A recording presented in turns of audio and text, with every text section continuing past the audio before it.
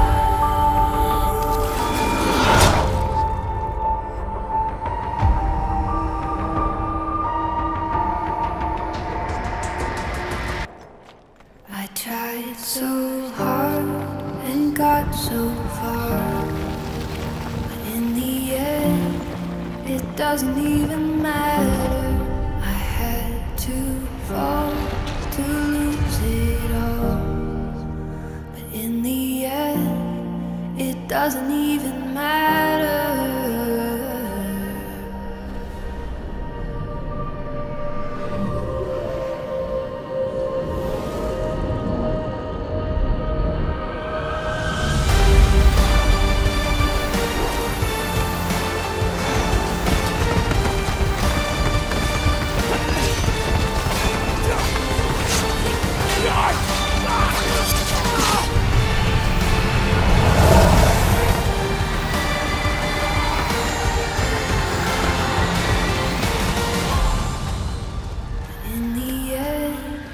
It doesn't even matter.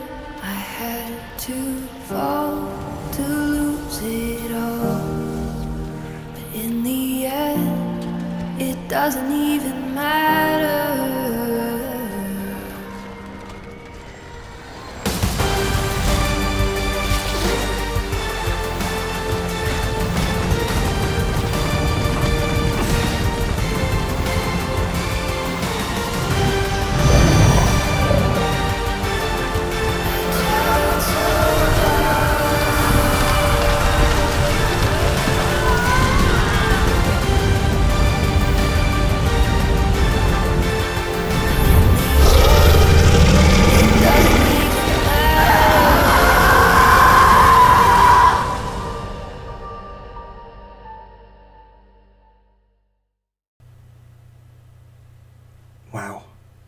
That was really impressive. You know, Magic's been doing these set trailers for quite a while now, but over the last few years, they've really, really stepped up their game. The quality of the animation this one's just blows my mind. You know, we did learn some really, really interesting stuff from this trailer, so I'm gonna lay it all out for you in some really simple little listicle formats. The top 3 things that we learned from this trailer. First of all, we should check out the focal character, Liliana. For those of you who may not be in the know, Liliana is a necromancer planeswalker, and for quite a while she was part of the Gatewatch, the sort of Justice League type thing of Magic the Gathering's world. You know, she was an interesting character in the Gatewatch because she never really fit in the same way that characters like Jace or Nissa or Chandra fit in. She's never really been a clear-cut good person. She started out as a healer, but, you know, when she was young, she made a bad choice when she needed to heal her brother, and because of that mistake, she ended up having to kill him. And after that, she sort of became a different person in a lot of ways. She became more selfish. She became a necromancer. She became obsessed with gaining power and later on gaining eternal youth. And because of these dark obsessions, she made even more terrible choices. She took a deal with 4 demons to give herself that chance at eternal youth. She grabbed this powerful artifact called a Chain Veil, which gives her access to stronger magics than she would have naturally, but also has some sort of weird race of ancient ogres whispering to her through the artifact. Since joining the Gatewatch, she has actually become a better person again. She's become more like the person that she was when she was really young. But most importantly, thanks to her friends, she managed to kill all the demons she made a pact with. At first, when they killed the last demon, it seemed like things were great. She still had her powers.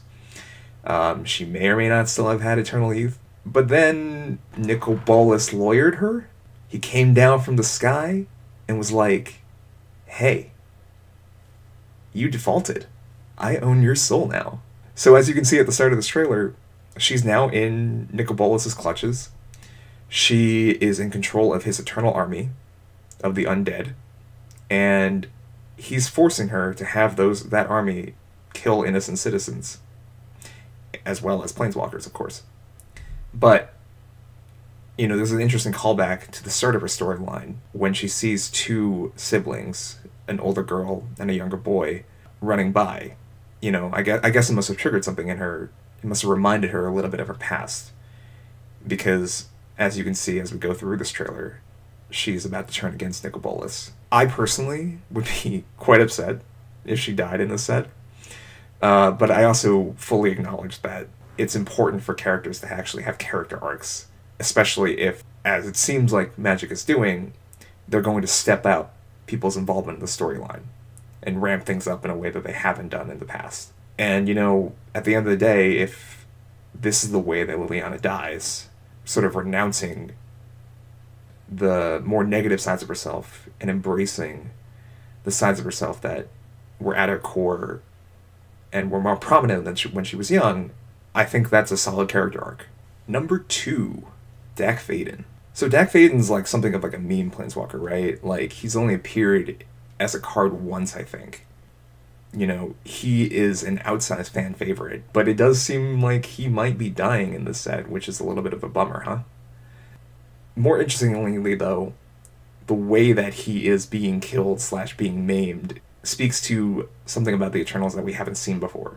For a little bit of background, Amonkhet is this Egyptian-themed plane where the Eternals came from. The Eternals were normal citizens of that plane at some point, but everybody on that plane goes through these series of trials, and the people who get through all the trials end up going through this gate to receive, like, a God Pharaoh's gift. As it turns out, the God Pharaoh's gift is being encased in this mysterious metal called Lazotep that kills you, turns you into a zombie, makes you enslaved to Nicol Bolas, who ends up being the God Pharaoh. It's kind of a raw deal for spending all your time in your life getting real swole at the gym. So we know that Lazotep allows you to travel between planes thanks to the planet portal that Nicol Bolas got on Kaladesh. What we didn't know, I think, is that apparently Eternals can also steal sparks. And I don't know if that's like something specific to certain Eternals, but it doesn't bode well for every Planeswalker who's now trapped in Ravnica during War of the Spark if any rando can just walk up to you and take a thing that gives you the majority of your power. Also, they can run on walls. That's real neat. Number 3, or number 4, depending on whether or not you count Eternals as number 3, Gideon and the Blackblade. Gideon is what I imagine a Planeswalker would be like if you got the power to travel between worlds, and the only thing that you wanted to do was go to different worlds and see what the CrossFit routine was like there. He is not exactly the brains of the operation, but he is very strong. He can't be hurt, theoretically. And most importantly, he's just a really, really sweet guy. He's like The Rock. Anyways, ironically, this virtuous, strongman, fit guy has been matched with one of the most evil, cruel weapons in the multiverse.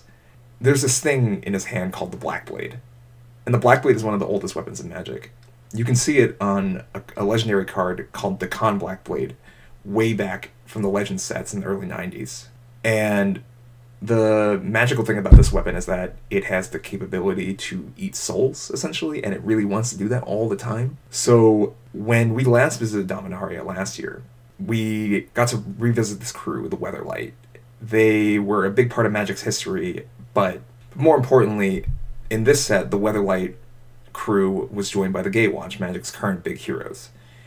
And together, they decided that they were going to take down Belzenlok, who was this big elder demon, the last holder of Liliana's contract, actually, who had subsumed control over a lot of Dominaria with his cult, the Cabal. The Weatherlight crew learned that Belzenlok had Blackblade somewhere in the Cabal stronghold, so they all went there to find it, and Giddy ended up getting the weapon. And, they killed Belzenlok with it, which was cool and dandy. But at the time, if you looked at the card for Blackblade Reforged, there were hints that Gideon wanted to do something else with it. Maybe kill Nicol Bolas? Across all the years of Magic's long story, we've seen Nicol Bolas time and time again thrash the heroes. We had an entire set devoted to it in Hour of Devastation. Even though in this set, it seems like it's going to be more than 36 against 1 or 2 if you count Liliana, the odds are kind of not in the heroes' favor here. Nicol Bolas is probably Wizards' most recognizable villain at this point.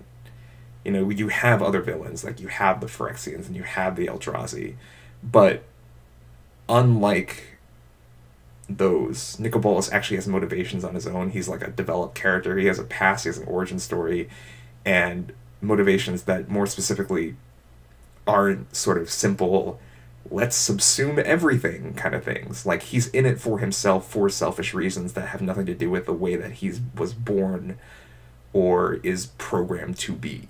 And that puts him in a really interesting position, because I think that in a story like Magic's, you kind of need a villain who really does embody these things, who you understand, and who isn't just sort of like a faceless figure that you have to defeat, because if you don't defeat it, you'll die. I would be curious to see whether Wizards has like the brass tacks to decide we're going to kill our biggest and most interesting villain, because that means they would have to start developing more. I think Magic's success going forward is going to come down to whether or not they have the capability to take this big event and make it meaningful, not just in mechanics and gameplay, which they're already incredibly adept at doing, but also in terms of story, because you have all these recognizable characters, but they haven't developed that much, with some exceptions like Liliana and like Elspeth over the last decade. And it's not their fault, they are developing these characters, but when you have a story that is devoted to only showing you development over the course of, 3-4 sets per year, it sort of limits the amount of story beats that you can actually have. However, after this, we'll have a new set of novels, a new set of prequel stories, and a new blank slate for Magic to build a new canvas on for its story. And I really hope they do something interesting with it. I think that there is a lot of stuff that they could do, like from the comics at IDW to, more novels to more web content. I'd love to see a Magic animation. I have mixed feelings about a movie, but if you did a movie well, I think that'd be kind of cool. And, at the end of the day, I've been a fan of Magic for a long, long time, and I want to see it thrive. And while it is very clearly thriving as a game, thanks to the tabletop content, thanks to Arena, I think that the creative is the last big frontier for the company to really transform itself and turn Magic into a brand that can really compete with other entertainment franchises like Star Wars, like the Avengers. This is an Avengers level crossover for Magic. It just remains to be seen whether or not it'll feel like that first Avengers felt. And I hope it does. I'm really, really excited for this set. And we should be getting more spoilers really, really soon. So I hope you stick with us over at The Beat as we cover that content, as we talk to you about this set, and as we learn about what the future of Magic can be. Thanks for joining us.